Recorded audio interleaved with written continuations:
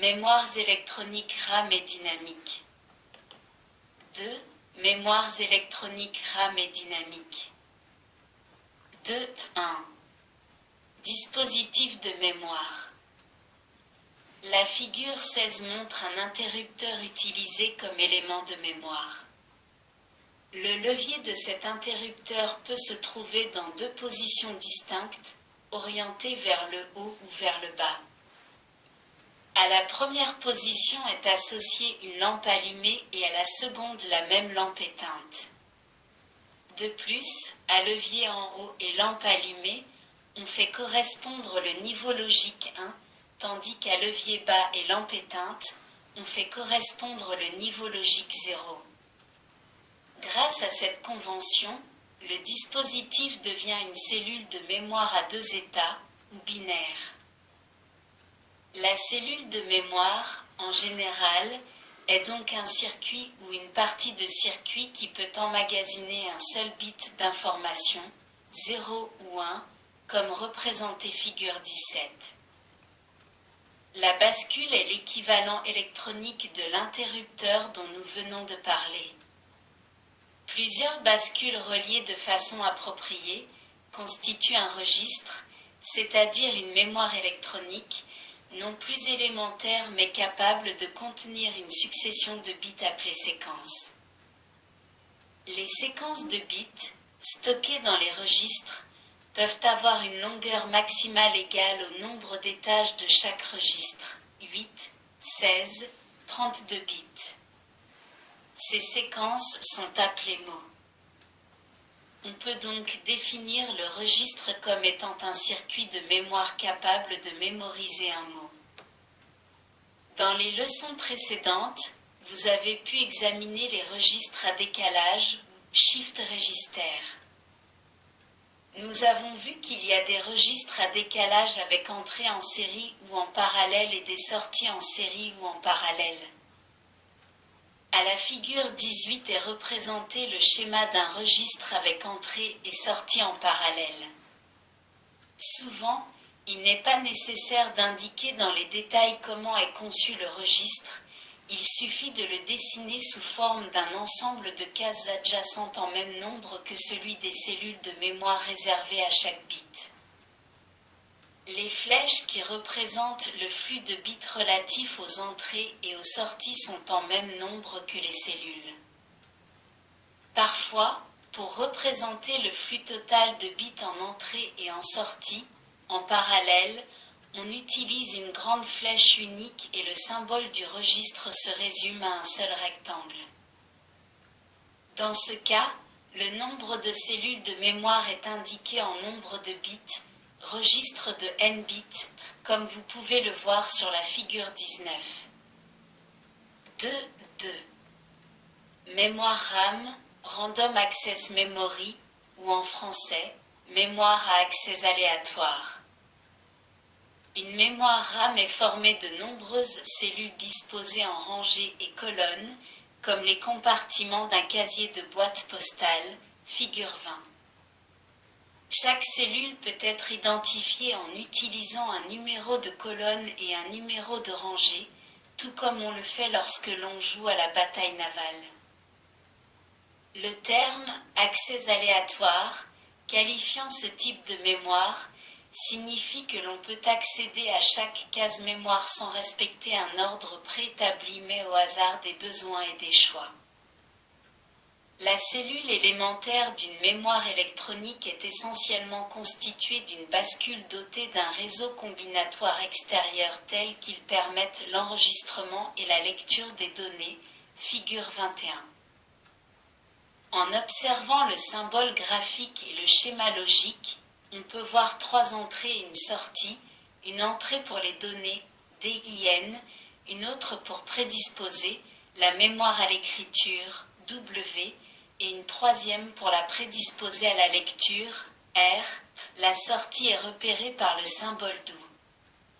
Les données 0 ou 1 sont écrites dans la bascule lorsque l'entrée W est haute, car ainsi leur passage en mémoire à travers la porte A est validé. Le symbole W est l'initiale de write qui signifie écrire. Si par contre, l'entrée W est au niveau L, la porte A est bloquée et la porte B, passante. De cette façon, la sortie Q est reliée à l'entrée D de la bascule. De ce fait, chaque fois qu'une impulsion d'horloge arrive, le contenu de la bascule ne se perd pas, car il est réinscrit à travers l'entrée D. La donnée présente sur Q est lue lorsque l'entrée R est au niveau O, ce qui valide la porte C et permet au niveau disponible en Q de s'afficher sur la sortie d'O. La lettre R est l'initiale de read qui signifie lire. Le réseau combinatoire de portes qui environne la bascule permet de superposer les opérations de lecture et d'écriture même si cela ne se fait pas habituellement, car en règle générale, les deux opérations sont effectuées séparément. Afin de différencier les deux opérations, on peut utiliser un inverseur tel que celui représenté figure 22.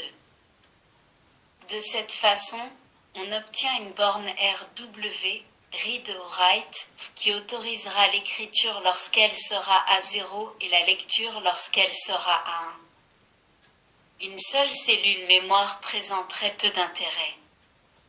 Il convient donc de mettre ensemble plusieurs cellules de manière à obtenir des capacités plus grandes. On pourrait les regrouper l'une à côté de l'autre en maintenant les entrées et les sorties séparées. Ainsi, il serait possible d'accéder immédiatement à chaque cellule en toute liberté comme on le fait pour les mémoires à accès aléatoire, mais cela multiplierait aussi le nombre de bornes d'entrée et de sortie. Afin de réduire le nombre de pattes du circuit intégré, on modifie la cellule élémentaire de mémoire comme indiqué figure 23. Le fonctionnement du nouveau circuit est simple. Lorsque E est au niveau L, le signal de sortie d'O ne réussit pas à passer à travers la porte E. Donc on ne peut ni lire ni écrire parce qu'avec E, au niveau L, la sortie de l'inverseur est au niveau H et l'entrée R, W, est au niveau H. La commande RW sert donc à valider la lecture ou l'écriture. À partir de cellules de ce type, il est possible de réaliser des mémoires très grandes. À la figure 24, est représenté le schéma d'une mémoire de faible capacité de 4 mots de 2 bits. Cela signifie qu'il y a 8 bits regroupés, 2 à 2, en 4 groupes et qu'il est possible de lire simultanément 2 bits. Le fonctionnement de l'ensemble est le suivant. Toutes les entrées d'une colonne de bascule sont reliées ensemble à l'une des deux entrées de la mémoire, des 1 ou des 0, tandis que toutes leurs sorties sont reliées ensemble, à travers des OU, successifs à S1 ou S0. Seule la bascule validée par son entrée E peut délivrer à l'entrée du OU un 1 qui les OU, se trouvant en cascade, apparaîtra sur la sortie considérée, S0 ou S1. Les entrées A1 et A0 d'adresse sélectionnent, grâce à un décodeur, la rangée dans laquelle il faut lire ou écrire. Lorsque par exemple A1 et A0 sont à l'état 00, la sortie Q0 du décodeur passe au niveau O, ce qui valide les deux bascules de la rangée 0 au moyen de la commande. Le terme « adresse » utilisé précédemment définit la position de la case mémoire à l'intérieur de celle-ci. Dans notre cas, l'adresse définit une rangée où se trouve un mot de 2 bits. Il existe des mémoires où l'adresse ne définit la position que d'un seul bit. Dans ce cas, il est nécessaire que l'adresse indique également la colonne, donc, outre le décodeur qui sélectionne les rangées, il est alors nécessaire de disposer d'un décodeur de colonnes. De plus, chaque cellule, nonobstant une entrée de validation pour la rangée, disposera d'une entrée de validation pour la colonne. Lorsque les deux seront actives, on pourra alors lire ou écrire. À la figure 25, est donné un exemple de mémoire à 64 cellules ou bits, chacune étant accessible individuellement. Ici, on lit ou on écrit un seul bit à la fois. Il est donc nécessaire de disposer d'une adresse à 6 chiffres, en effet, puisqu'il y a 64 cellules, 64 combinaisons différentes sont nécessaires, et il faut 6 chiffres, 2 puissance 6 égale 64, pour obtenir ce nombre de combinaisons. Les 3 premiers bits de l'adresse, de A0 à A2, repèrent la colonne, les 3 autres bits de A3 à A5 indiquent la rangée ou ligne horizontale. L'adresse complète est donc formée de la manière suivante. Cette adresse désigne la cellule située sur la rangée 0, 1, 0, c'est-à-dire la rangée numéro 2, la troisième en partant du haut, et dans la colonne 1, 1, 0, c'est-à-dire la colonne 6, la septième en partant de la gauche. Les cellules sont représentées par un petit carré. Pour des raisons d'espace, les différentes entrées et les différentes sorties n'y sont pas indiquées, par contre elles le sont figure 26. Le schéma de la mémoire de la figure 26, bien que très simplifié, est encore assez complexe. On peut facilement imaginer que lorsque la capacité de la mémoire augmente, la complexité du dessin augmente aussi. Pour représenter une mémoire, on utilise donc habituellement des schémas synoptiques encore plus synthétiques, comme celui de la figure 27 où toutes les cellules ne sont pas représentées une à une mais remplacées par un rectangle.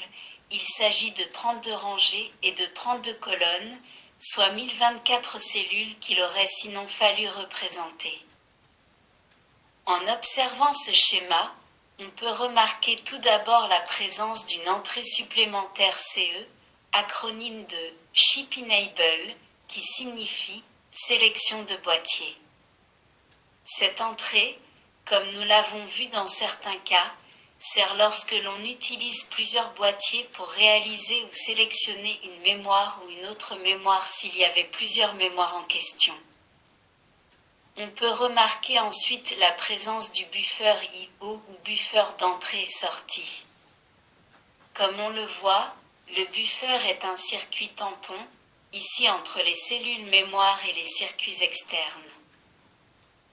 Les lettres I/O sont très importantes car on les rencontre très souvent surtout dans les microprocesseurs. Elles signifient input, output ou entrée et sortie. Jusqu'ici, nous avons vu des mémoires à entrée et sortie différenciées, mais en pratique elles sont confondues afin d'économiser les broches. La structure interne des mémoires le permet, en effet, ces mémoires sont conçues pour que l'entrée ne perturbe pas la sortie et vice-versa. Merci de votre écoute. À bientôt.